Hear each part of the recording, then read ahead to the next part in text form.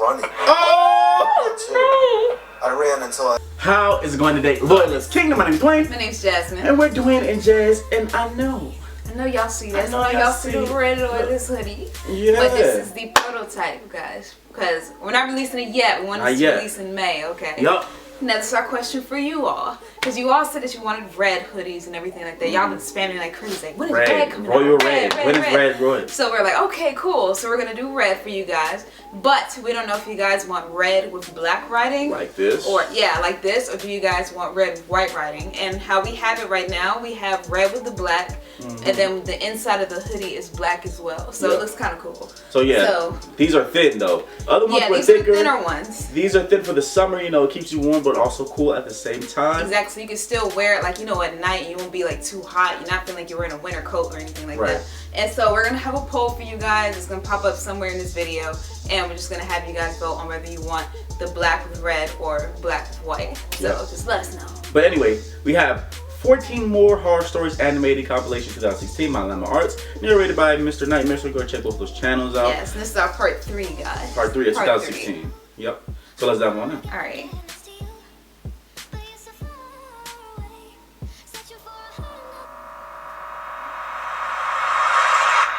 Oh, I don't like that music. The Missing Lighthouse Keepers. Oh, it's like yeah. It's like what? No, the animation. Off the coast of Scotland, where 3 lighthouse keepers lived and were responsible for keeping the building intact. One day, when their monthly supply ship dropped in, the island was silent. No response from the lighthouse keepers. Eventually, the captain and some crew members went to investigate and found a disturbingly empty lighthouse. 2 of the 3 waterproof coats were missing from their hangars, and the kitchen was left in a state as if people had left in a hurry.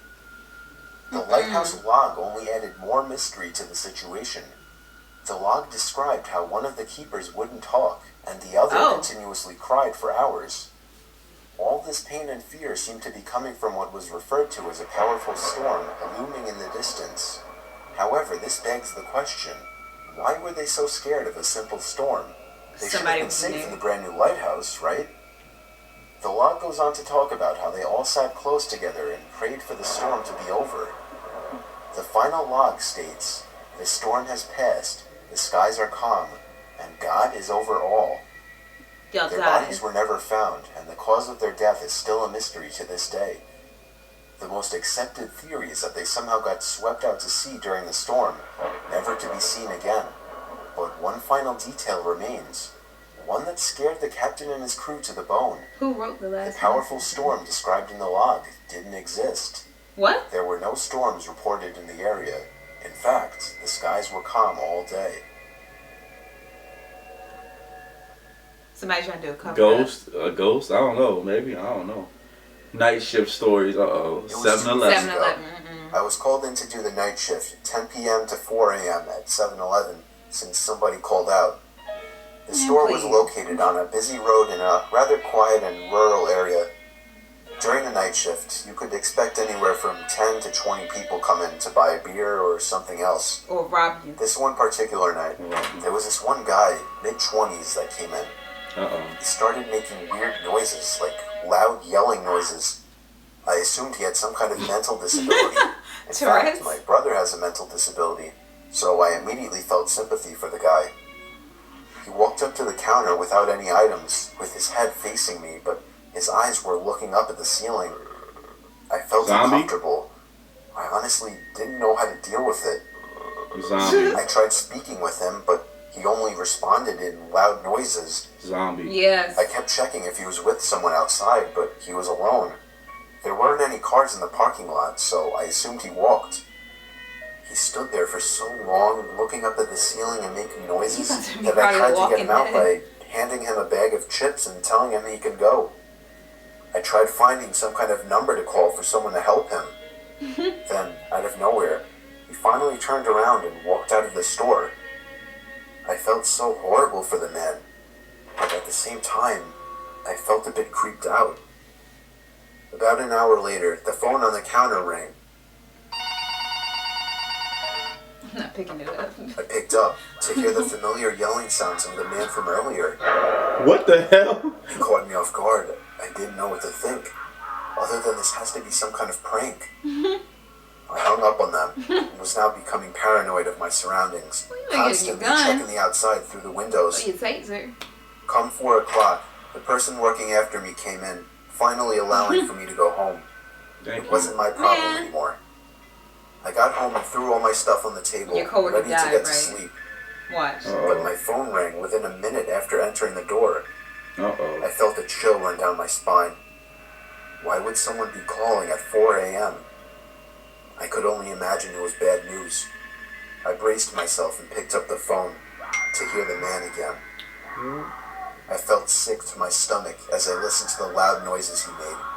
I struggled to slam the phone to the receiver. All night, I felt like I was being watched, even with all the blinds shut. And I could swear I heard strange noises coming from all over my house. I refused to get any sleep until the sun came up. Weeks passed and I had forgotten about the incident, until one day, when going into the basement for the first time in a while, I found that papers had been scattered all over the floor. And when I went into the basement closet, I found writing on the walls. 7-Eleven had been written in Sharpie on the wall, along with the address to the 7-Eleven I worked at and my house address. The most disturbing part, I also found various kitchen knives, along with a large pocket knife sitting in the closet. What started out as seemingly just an innocent person, turning into something of a prank, ultimately turned into something much more horrifying. He had been living down there for God knows how long, and I'm just grateful that, for whatever reason, he changed his mind and left, because I haven't seen or heard from him since. That is, how you not know nobody's in your basement? All I can say is, that's what I'm that man saying. is dangerously ill. Like, you hear noise, like, I know you don't check out the noise, but you know, you gotta check it out sometimes if it's happening for a long period of time. That's, About 5 years ago, I lived downtown in a major city in the U.S. I've always been a night person, so I would often find myself bored after my roommate, who was decidedly not a night person, went to sleep. To pass the time, I used to go for long walks and spend the time thinking.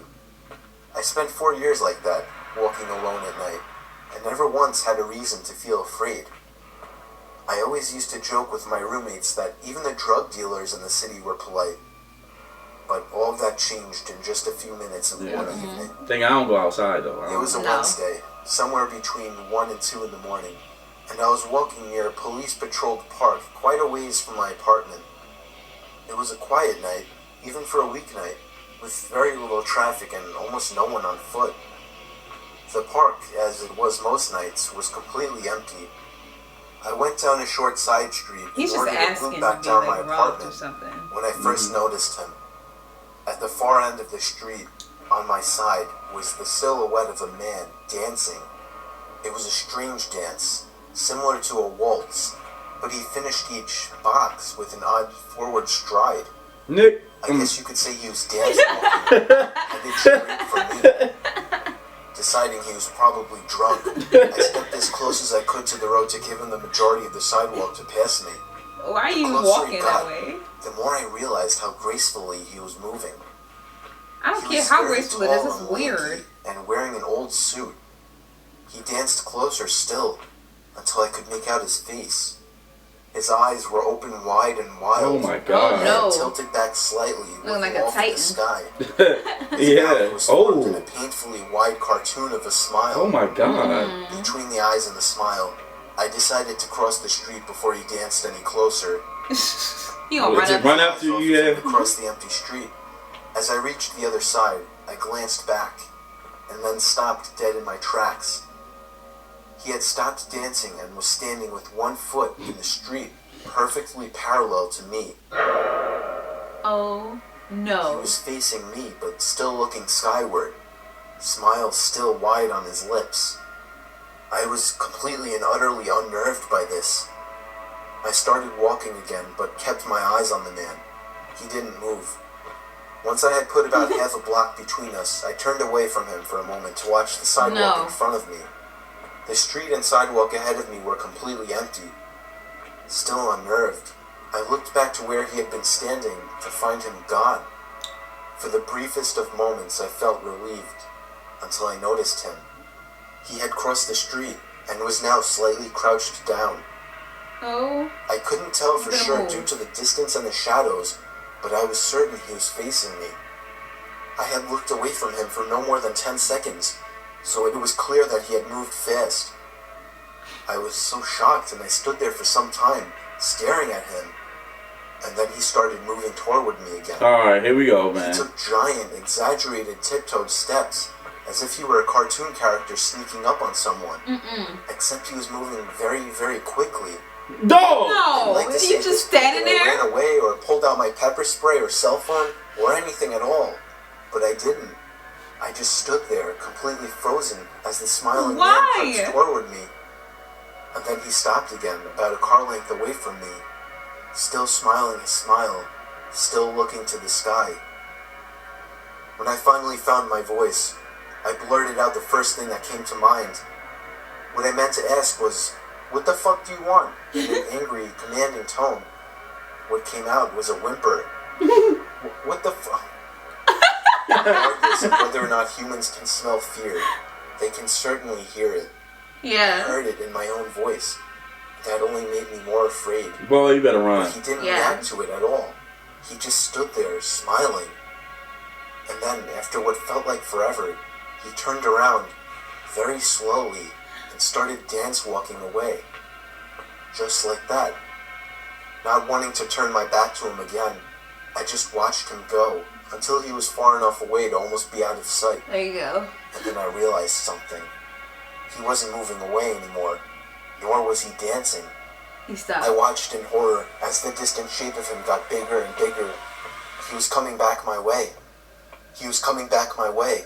And this time he was running. Oh! I ran until I was off the Why you- side and You back better onto a go. lit road with sparse traffic. Looking behind me then, he was nowhere to be found. The rest of my way home, I kept glancing over my shoulder, always expecting to see his stupid smile, but he was never there. I lived in that city for 6 months after that, and I never went out for another walk. Never again. There You was better something about not. his face that always haunted me. The big He didn't eyes. look drunk. He didn't look high. Mm. He looked completely and utterly insane. That joke. It's a Oh. very, very scary thing to see. Oh my goodness. My eyes kind of remind me of you, Jasmine, but I'm just playing. Alright.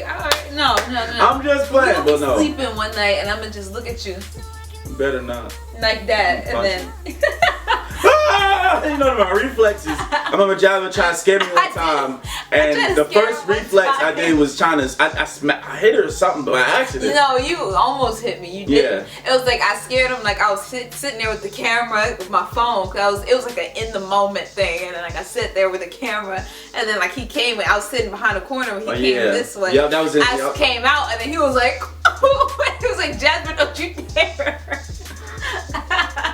I couldn't control myself. She scared me so bad. Like, ah! Like my body. And then he stopped realizing it was me. My But fist was cocked. It was, you know, when you scare somebody and that, I don't know, it's like fight. It's called fight or fight. Yeah, we got the fight. She scared me, so my fist balled up. Like, It was like, ooh. But this last one was the worst one I've seen. You don't, first of all, I don't know what you're doing walking at 2, 3 a.m. in the morning. that's when just the freeze come out at yeah, like that's the time. Like 12, you still kind of maybe okay. Yeah. But like 1, 2, nobody's outside just to be friendly, okay? They trying to rob you or kill you or something like Yeah. that. Then you decide to walk past the crazy dude that you see dancing. I would go the other way. Like out wherever I came from, I'm gonna go back that way and make sure that he's not following me. Yeah. 3, That man started running. he started running and you sitting there looking at him like you better turn into Usain Bolt. Like you better go. Like you better go right now. It was like he was like sprinting. Like that wasn't just running. That was sprinting towards you. Like he was trying to win a race. Yeah, like that. And then he just turned away.